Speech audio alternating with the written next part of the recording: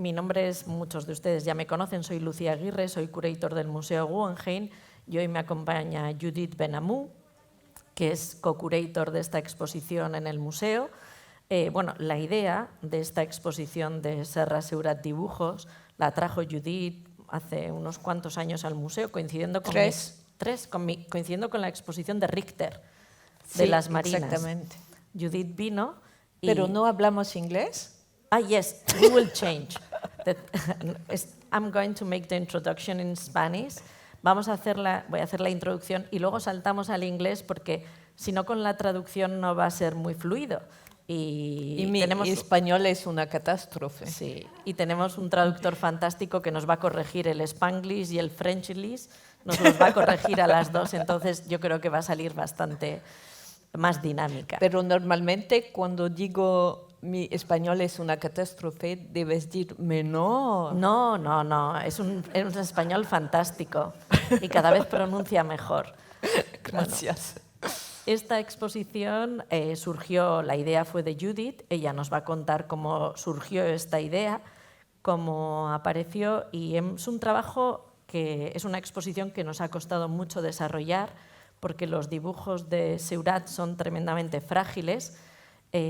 Produjo bastantes, en torno a 500 en su corta vida, pero es verdad que los dibujos de tapa madura estamos hablando en torno a unos 230, 240 dibujos de muy buena calidad.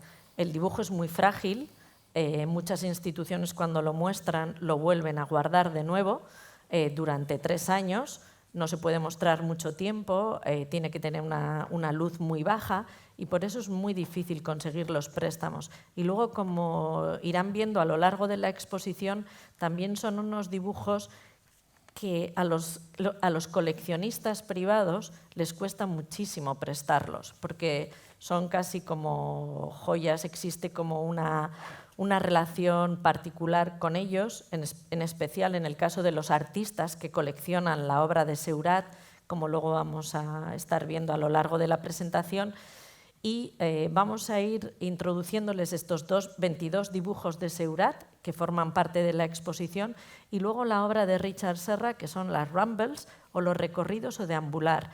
Es una selección de obras de Richard Serra de 2015. Son 2 obras que se relacionan muy bien porque en ambos casos la materia, tanto para Seurat como para Richard Serra, la materia en cierta manera dicta el resultado. Los dos son unos artistas que buscan un papel muy determinado, que buscan unos materiales muy determinados para producir sus obras y que creen que en cierta manera esos materiales son los que ayudan a que el resultado sea el que vamos a poder ver en esta exposición. Sin más, bueno, Judith Benamou es una de las grandes críticas de arte en Francia, tiene miles de seguidores por todo el mundo, tiene un blog maravilloso y además tiene Judith Benamou Reports y además tiene una cuenta en Instagram y ella hace críticas de muchísimas exposiciones, ferias de arte, entrevistas con artistas y les invito a que entren en su canal porque realmente aporta muchísimo y nos da nuevas lecturas a muchas cosas. Además es comisaria independiente. Y esta no es la primera exposición que hace en la que establece una relación de un artista del pasado con un artista del presente. En este caso son Serra y Seurat, pero con anterioridad hizo una de Mapplethorpe y Rodin, de la fotografía de Robert Mapplethorpe y la escultura de Rodin. Y aquí, en este caso, ella nos va a contar ahora cómo surgió esta idea de 2 artistas a los que le separan siglos, pero que son 2 grandes maestros del dibujo. Otra cosa de las que la exposición reivindica es el dibujo. El dibujo muchas veces, sobre todo en la contemporaneidad, porque si pensamos en dibujos de la antigüedad enseguida les damos una categoría mayor, pero en la contemporaneidad casi parece como que tienen una categoría inferior.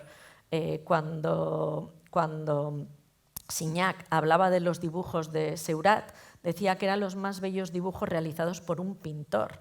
¿Por qué no un dibujante? Y en el caso de Serra hay muchos críticos que dicen que sus dibujos parecen pinturas. ¿Por qué tienen que parecer pinturas? ¿No son buenos siendo dibujos? Esa es la cuestión. Y cuando vemos el mercado del arte muchas veces vemos que los dibujos tienen una categoría inferior.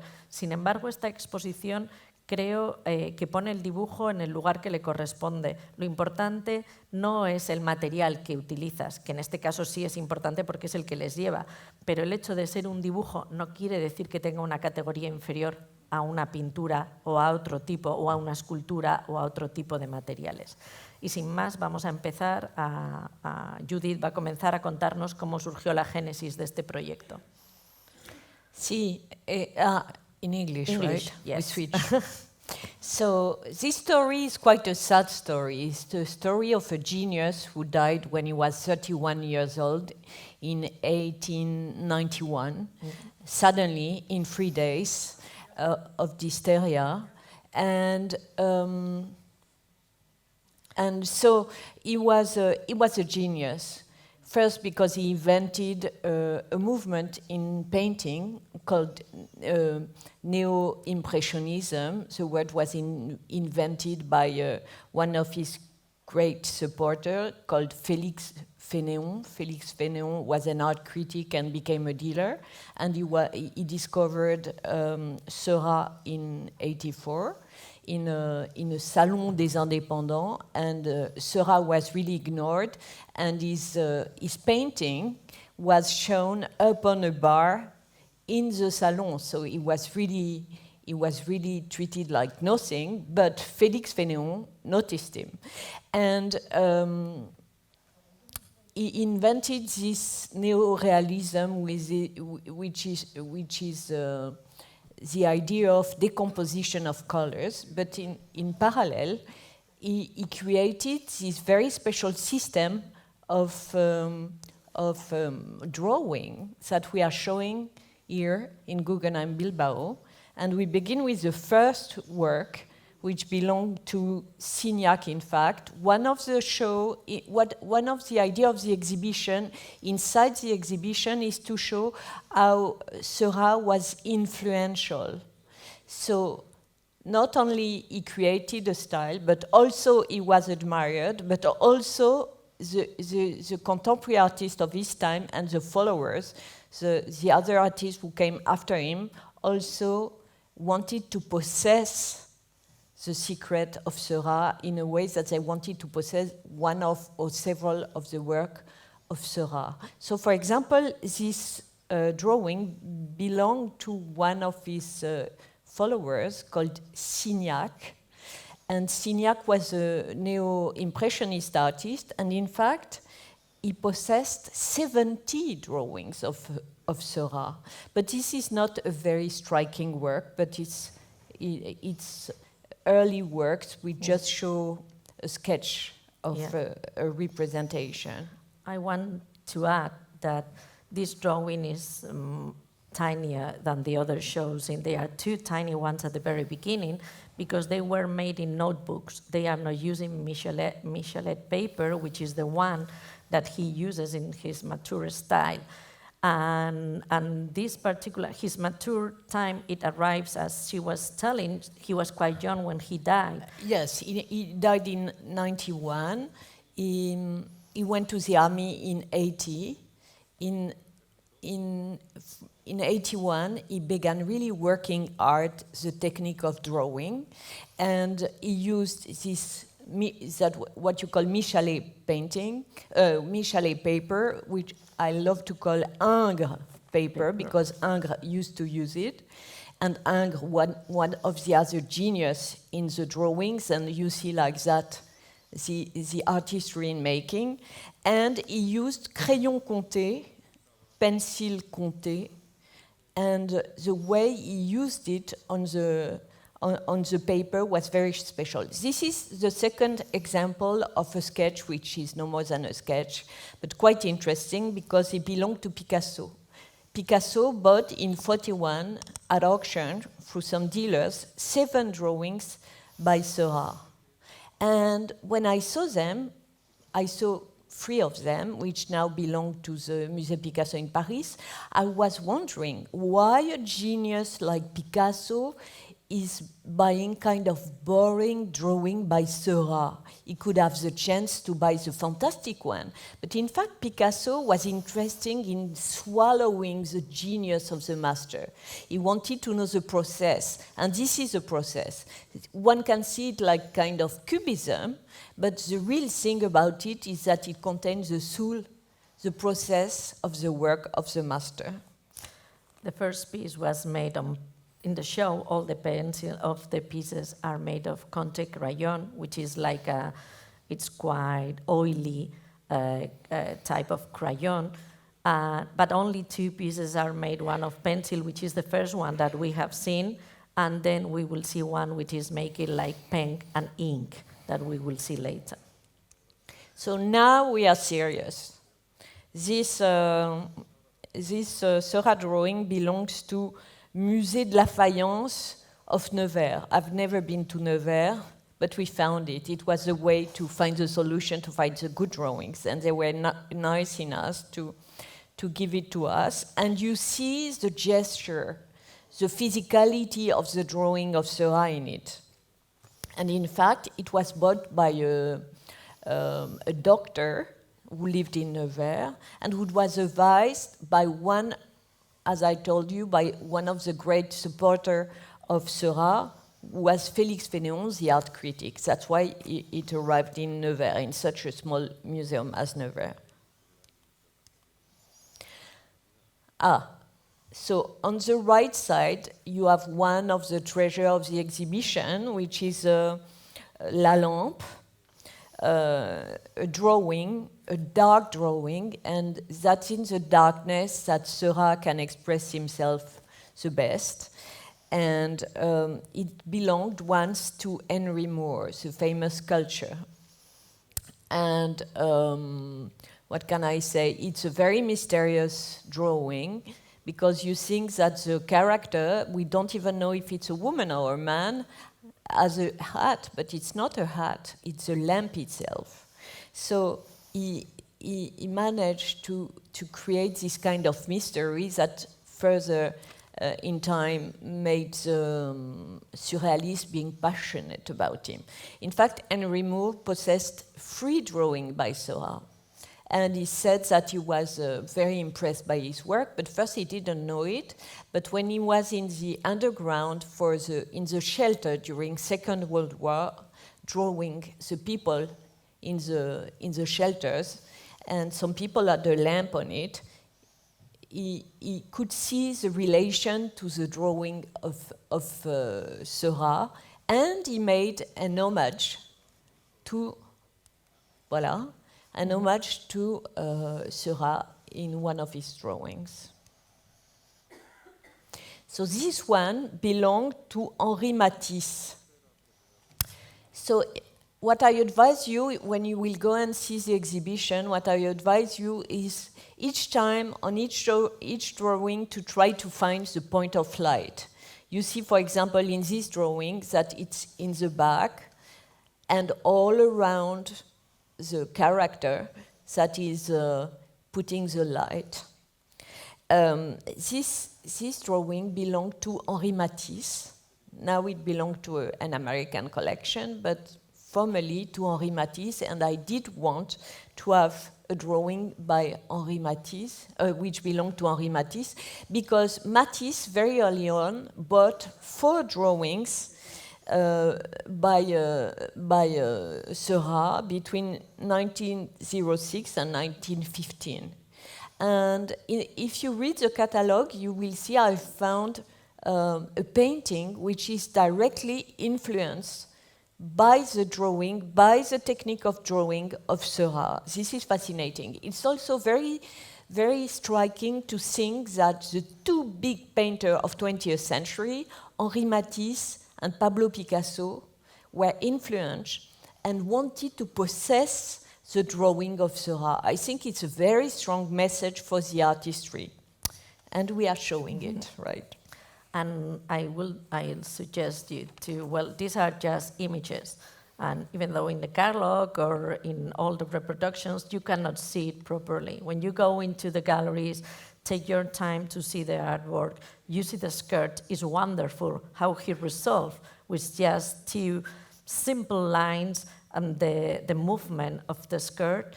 And this is a piece that when you get into and you get in front of it, and also the lamp that we have seen previously, it has nothing to do to see it in a reproduction, that to see it's quite tiny in generally, because he used this paper, Michelet paper.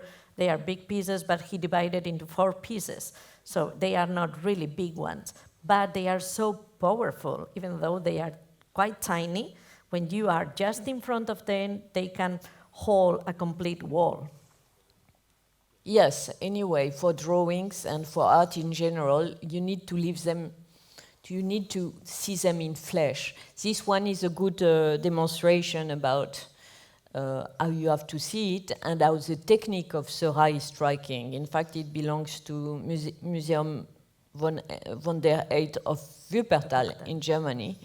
And again, the technique of the shape which emerge from the shadow is very striking.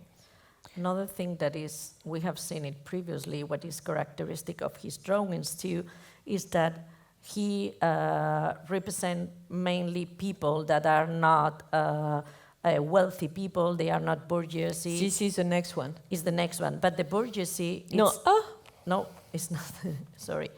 It's the, hold on, no, it's far away. Well, the thing is like, let's go to here, to the lady. Yeah. Ah, voilà. This is Le Vagabond, homeless. So 19th century, with Van Gogh, with Millet, we see that the artists are focusing not only on the wealthy people, but also on the everyday life, on the forgotten people. This is a homeless. And he made from a homeless, he make someone important. Again, here you have to look at the point of light, which is here, very interesting. And another point of light here, which is probably the wall or the light of the chandelier in the street, but we don't even know if it's day or night. This is the mystery of the drawing of Serra, and this is again what can attract the surrealist. There's a complete mystery about it. And this one belongs to Budapest. You will see also the frame, which is absolutely beautiful. What I advise you also is to look at the border of the drawing. In some borders, in some of the frame, you are able to see the border, and the border really looks like the border of the one of Serra. And the thing is, in this, as you told, in the drawings, he normally represent people, normal people, workers. At the end of his drawings, he also shows landscapes, not at the very beginning, but comparing with his painting, it's absolutely opposite, because in the paintings, he represents wealthy people, and the last time, the third course too, the... Not only, I think, but because, for example, in the suburban scene near the lake, Baignada Anière, they're everyday people figuring in the... And also some of the people, we don't know who they are, he doesn't interest. We have some portraits in drawings like the Signac one that you can see perfectly that is his friend. But from the other side, there is a lot of people showing their backs. Yeah. That is something quite particular. He's not trying to show the faces of these There's people. no psychology. What he wants to show is not the face, is not the psychology. He wants to show the attitude, which is a very contemporary way of looking at representation, I think. This is a magnificent one.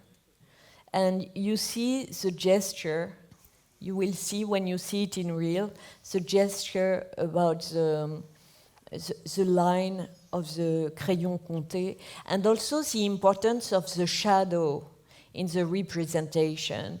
The shadow is as much important as the main character. And in the next one, we will see it too. This one that is made also is made of pen and ink.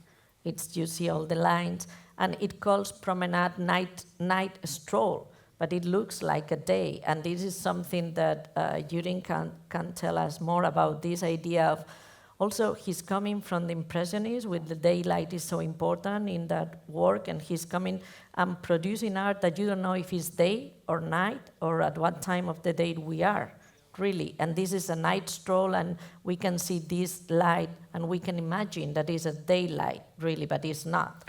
But also, at the same time, the invention of electricity, and also the invention of light in the street, which is very important. It's a shift period for representation. And is quite not well seen by Renoir and by Degas. Degas is kind of arrogant about him. They are not happy about this neo-impressionist who has new ideas, not only about feeling, but about science adapted to the arts. This is disgusting. Yeah. And in fact, he was much more, there were some artists in his period that recognized that him like master, but it was after the 20s when he began to grow up like a big master in general. Yeah, but Pissarro, for once, during like 5 years, wanted to be part of the movement. Pissarro was an impressionist, accepted his genius, and after, from 90, decided it was finished. He did not want to be anymore the follower of the young Seurat, but it was quite courageous from him to follow for a while the young guy. This one belonged to Richard Serra, and you see again the importance of the shadow in the composition. So this is quite a mysterious composition, but probably the subject, but after all one can see what he wants, but the subject is a character seated on an armchair, and the shadow of the character on the other side. What I saw in my fantasy is that in the back there's the Eiffel Tower. You know that Seurat painted the Eiffel Tower, but before it was finished, in fact. So in my fantasy, in the back there's the Eiffel Tower. So this one belonged to Richard Serra. And that brings me to one thing. At the very beginning, I told them that you are going to tell the story how this show came up, and we didn't tell. I didn't tell? Yes. So in 2008, Richard Serra came to Paris because he has a huge project called Monumenta. Monumenta was the idea of occupying the entire nave of the Grand Palais. It was a huge operation, and in the meantime, I was asked to take him to a friend of mine who is a big collector of 19th century drawings in a great place in Palais Royal, if you know Paris. And so one night I was with Richard Serra, with his wife, charming wife Clara, and the collector and me, and we were in this Palais Royal place, flat, and they were drawing of Seurat all over. And I did not meet often Richard Serra, but suddenly I saw a change in his face. He was extremely happy. I wanted to find the photo. I didn't find it. But he was extremely, extremely happy. And this was really striking. And at a point he said, I want to do that. And what was that? That was Seurat. And I thought, wow. And just before I interviewed him, and he said to me, figuration is a lie, because people want to pretend it's something, but it's not this thing. So I don't believe in figuration. And after that, he showed me Seurat drawings, which are all about figuration in a way or another, but they are figuration. So this paradox grew in me until this day where I'm speaking about the exhibition we are co-curating about Serra and Seurat. And so probably in the exhibition, the most striking work between abstraction and figuration by Seurat is this one. And it's a trunk which are reflecting in the water in a pond. And the story about it is that we don't know how to look at it. Is it like that or upside down? In the Catalogue Raisonné, which was published in 1961 by a dealer called De Hoc, but with the help of Félix Fénéon, who gave all his archive to him, it was published on the other way. And so at the beginning of 20th century, everyone was speaking about on the right side down, there was the sun, which was proving it was not abstraction. And the main story was given to the reflection. But after that, each time this composition was exhibited, it was exhibited like that, so we decided to show it like that. But it really means one can see what one wants. And as Serra died in 3 days, we can't have the truth about what he wanted to do. Mm-hmm. This one is fantastic. It's a preparatory work for Baignade Agnières, one of the very important paintings he did, and it belonged to Beyeler Foundation. And so one can see this is not a rich bourgeois guy, again. So it's quite an informal attitude, and he was preparing his drawing sur le vif, as we say in French, and this is one of the great masterpieces and one of the first drawing we obtain and which give us good hope for the rest of our difficult project. This one belonged to Pissarro. So Pissarro, the Impressionist master, Pissarro, after the death of Seurat, bought 7 drawings by him, meaning he was really admiring him. This work belonged to Musée d'Orsay, was the biggest public collection of drawings by Serra, and the drawing of Pissarro were given after his death to the museum in France. Mm-hmm. This work is a preparatory work for Un dimanche à la Grande Jatte, and you can see again the technique, the shadow, and the way. This word, voilà. On the left side, you have one of the super classic but striking, on the left side, striking masterwork of the exhibition, and it's a drawing which belongs today to Jasper Johns. And he make us a favor of giving it to us for 3 months. And before that, this drawing belonged to another painter called Theo van Rieselberg, who was a Belgian neo-impressionist artist. So it's good to see, it's interesting to see how the artistry carry the message from van Rieselberg to Jasper Johns.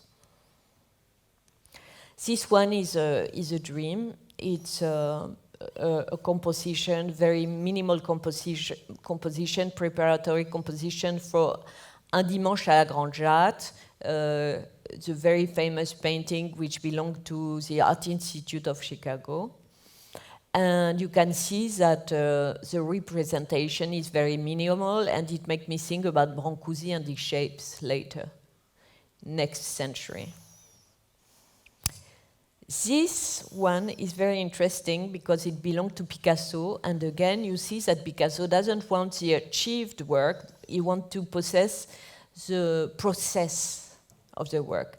This is not an arm, it looks like an arm, but it's the back of a skirt that he worked and worked again for Un dimanche à la Grande Jatte, because there's all these women with their backside very large, like it was a fashion at this time.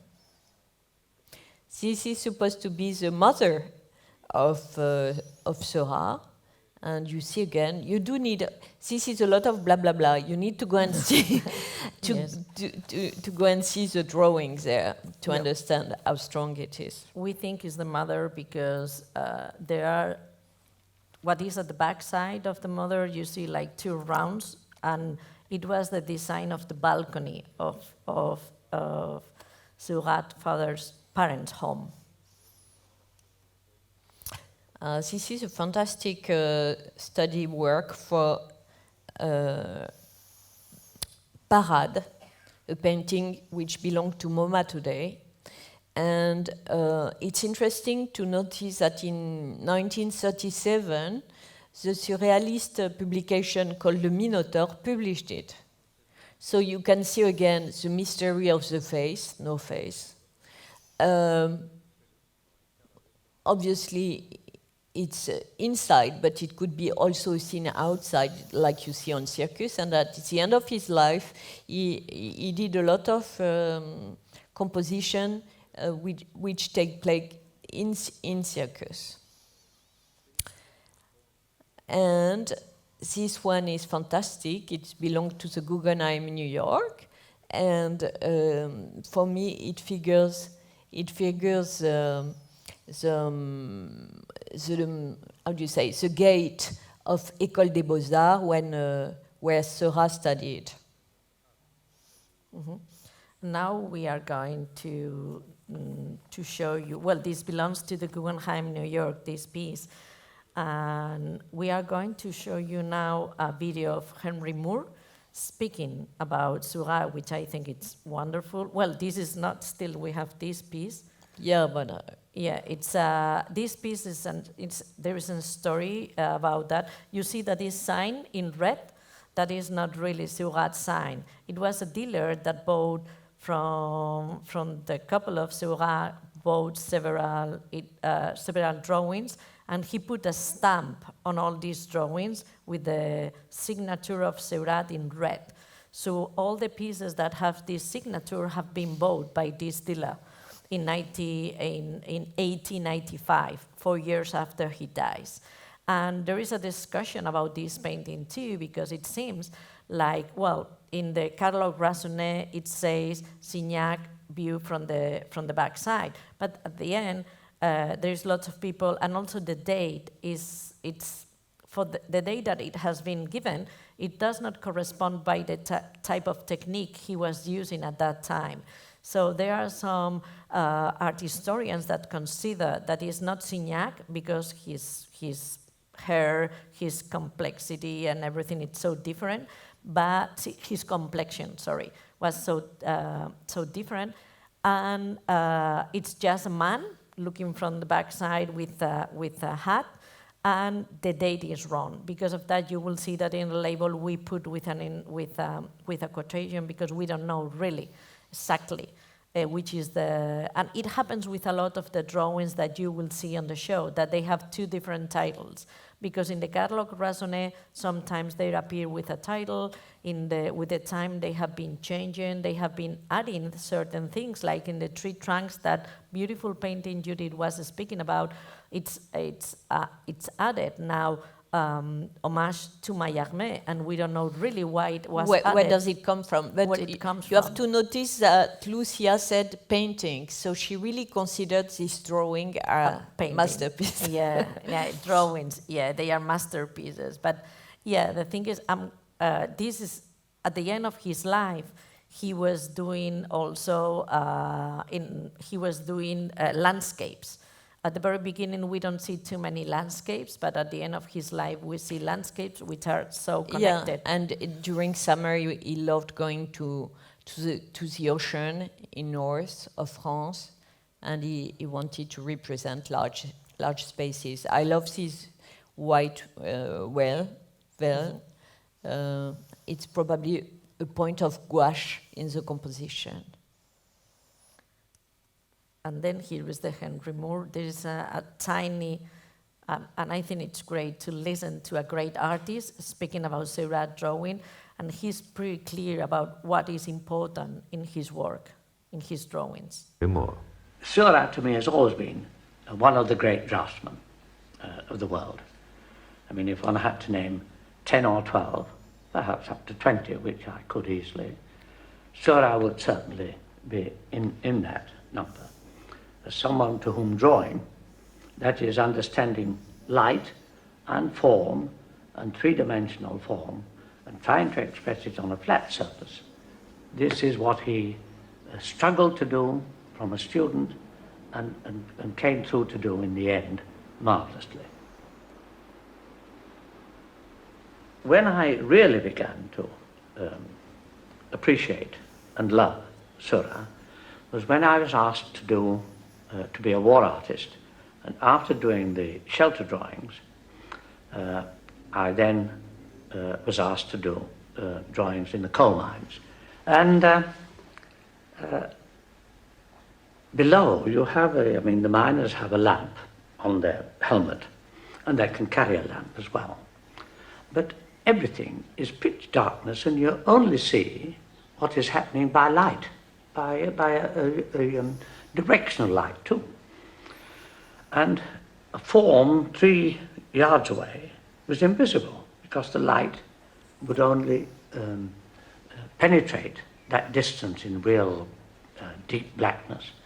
Now the coal face itself, with the coal dust and the coal machines making dust, it was very like Seurat's work. The light came through a dust kind of atmosphere. In trying to get this feeling, because you couldn't draw in the dark, I could try to make little notes to remember, and then I would get back to the hotel at night time and try to... I had a sketchbook with me, but it really was a different attitude to form, because a form, another miner would loom from the distance. You might hear him coming, but you wouldn't begin to see him until he was 2 or 3 yards away. And it made me realize what, not skill alone, but what understanding Seurat had of form looming into your vision. His kind of drawing concentrated so much on the side of drawing which is using the white paper to give you the light, and his pencil or charcoal or whatever, Conte crayon or whatever it was that he drew with, to show where the light didn't come. He used that to make light come off the paper, almost as though it had as though the paper was luminous in some way and was giving you the light. I mean, in here, the light is coming with the drawing of his mother from the window. I'm sure that he probably found that by using a textured paper, a paper that was not absolutely smooth, he could get a sparkle come off the halftones. I mean, as in this one, there's the little grain of the paper. Although it's quite dark, there's a sparkle coming off. It's light. He's getting a luminosity. He really is drawing light. That's one. So as you can see, he was pretty clear in the technique that Seurat uses. What he does several layers, and he fixes it in a way, and he created his own technique to produce the art that he wanted to produce. And this is something that Richard Serra does too. And this is something that we are going to speak now about Richard Serra. Both artists, for both of them, the material was tremendously important. In the case of Richard Serra, the series that we will see in this show, the Rumbles, are a series that they are made of. He uses a handmade paper. It's quite texturized. It's a paper that it's made in Japan. And the form of the paper is how it goes out. It's not cut, it's the form really. And he uses, in this particular case, he uses 2 different techniques. And he changed the technique attending to the paper, because through his life, he has been changing all the time. And this is something that came from the time of a student. For Richard Serra drawing, it's not to make notes. He used notebooks. He's all the time with a notebook in his hands. But that is to make notations. But from that notations, it can come something different. It can come a sculpture. It can come out a drawing. The drawing is so important from him since the beginning. It's an exercise, he said, right? Yes, it's an exercise. For him, drawing, his sculpture is much more conceptual, but the drawing is something quite direct. And if we think about Richard Serra in 1967, 66, 67, he made a list of verbs, of things that he can do, of these actions that he can do with different materials, and what the materials can support him to do, help him to do these actions. It comes from it's something that he has been doing through his entire life. And these rumbles, by the way that we are showing it, they are quite, their scale is quite reduced comparing with another drawings by Richard Serra through his whole career. But he wanted these drawings to be shown in a particular case. There are 33 small drawings.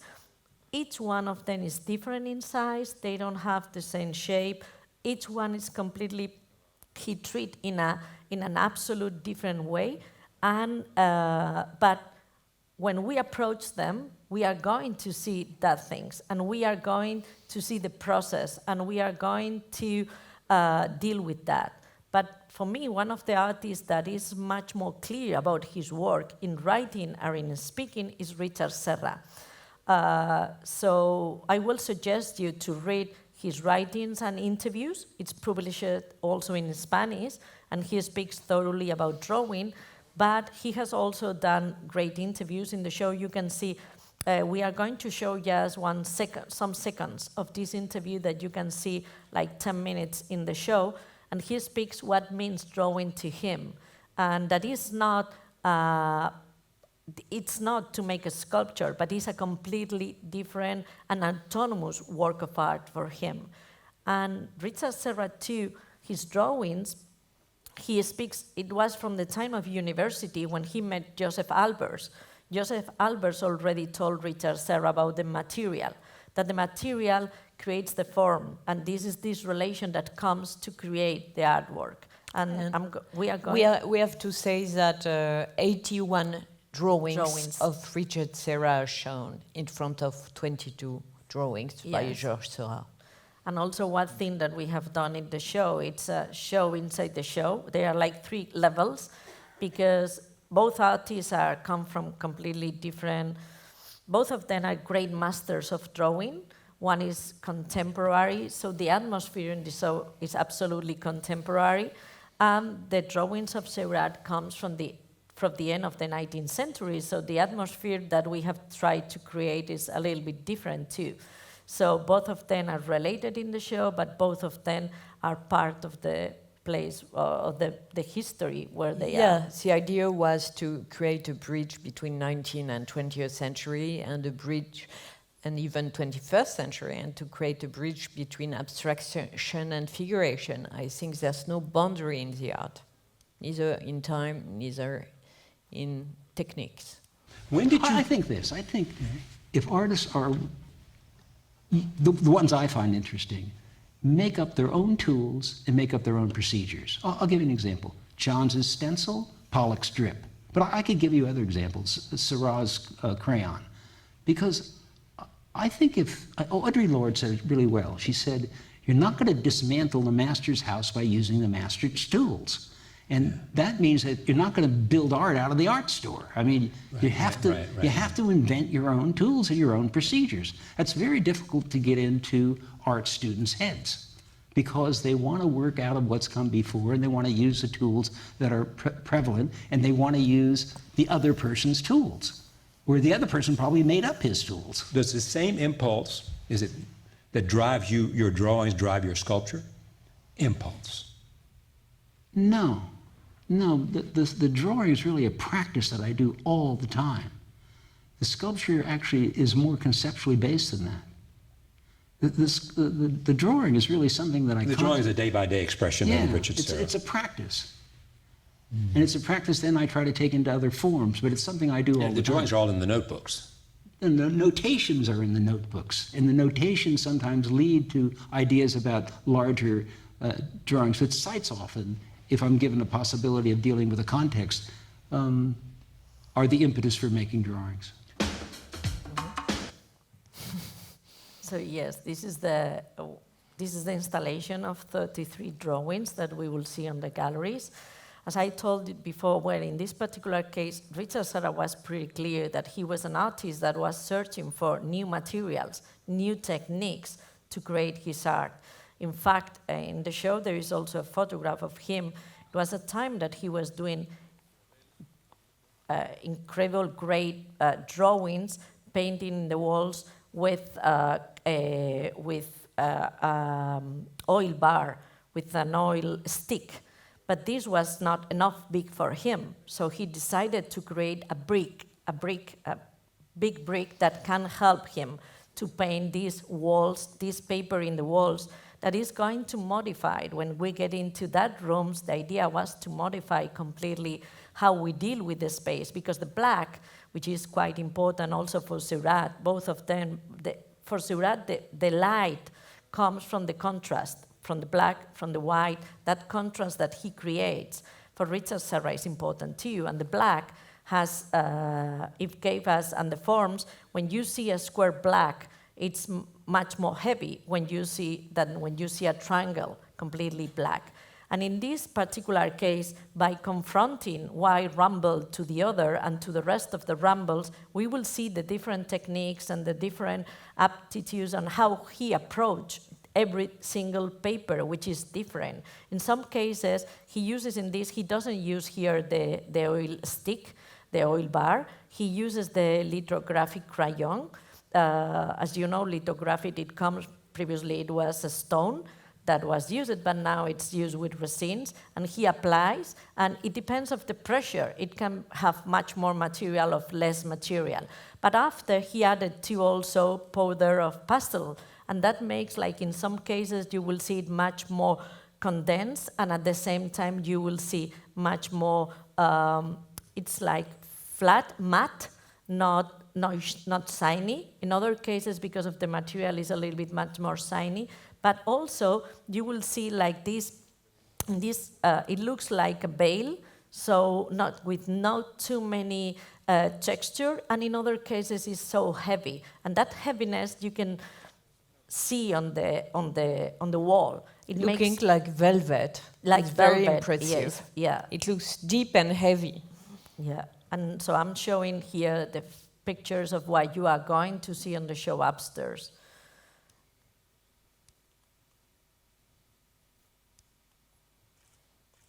But there are textures you have to see in place. It's something like, it happens the same like Seurat. It's absolutely impossible to feel this drawing without being in front of them. And one can consider that a series work by itself. There's a dialogue between the different interpretation of abstraction. And it's interesting to notice that Serra was inspired by Rembrandt and Goya prints, and that Serra is using the technique of prints to do drawings. Oops. Yeah. Voilà.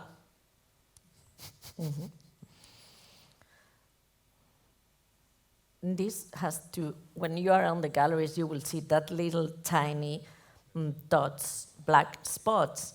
They are so texturized. That has nothing to do what we are seeing now.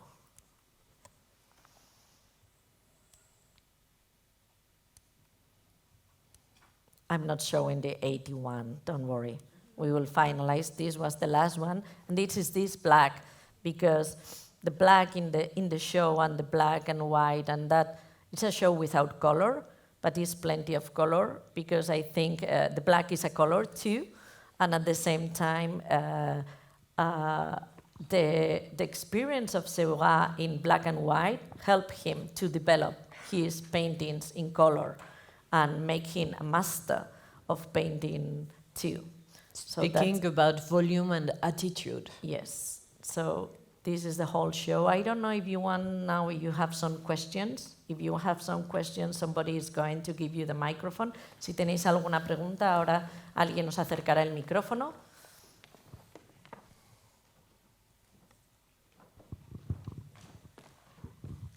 Yes, hello. I would like to know why you have decided between to show them together, Serra and Seurat. Well, you can have chosen many others, but why you have decided to use both of them? As I told before, I had the idea from Serra himself who is a great admirer of Serra, and Serra collects Seurat.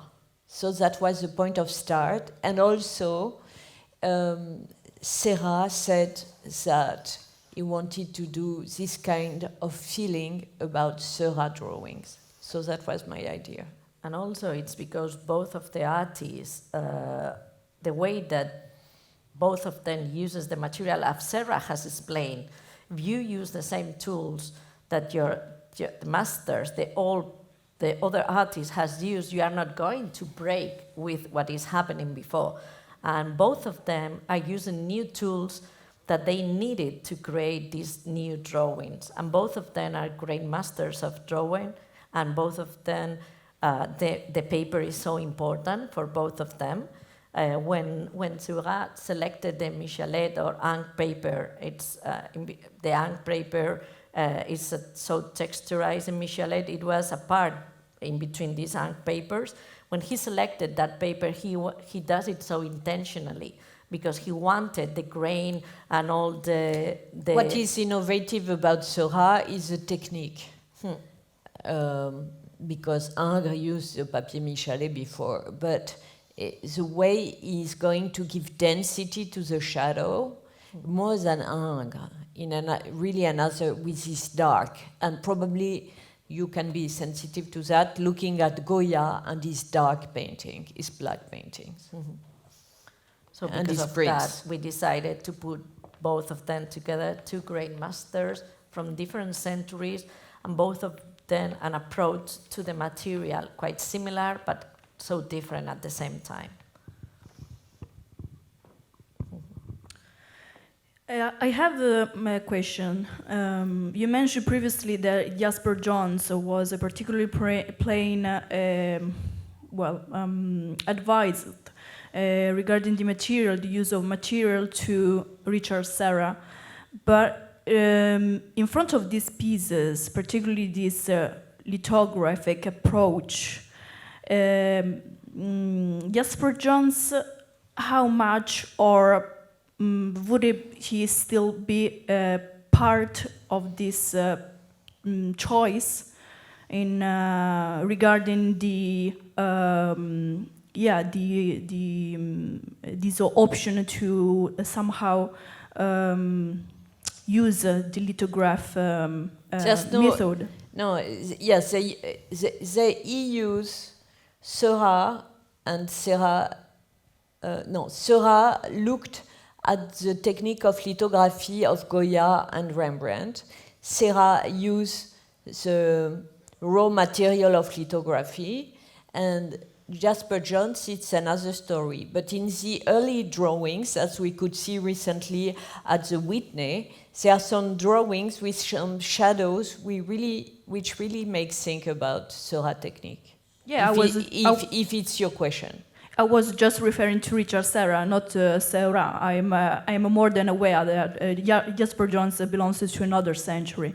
And I have another impression. When I looked at some pieces of the drawings of Serra, reminded me even of the approaches, at least, of, this would be like the comments of some drawings made by some futurist artists. For instance, Umberto Boccioni during his divisionism period.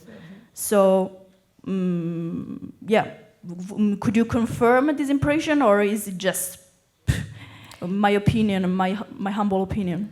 No, but probably your opinion is not humble. I'm not very familiar with the drawing of Boccioni, but what I could say is that some of the drawing really make me think about Odilon Redon, like the lamp. There's something about it, and it's the same period. Right. Thank you. Thank you.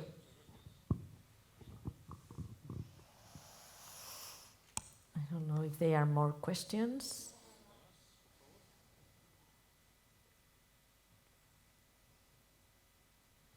Muchas gracias. Gracias.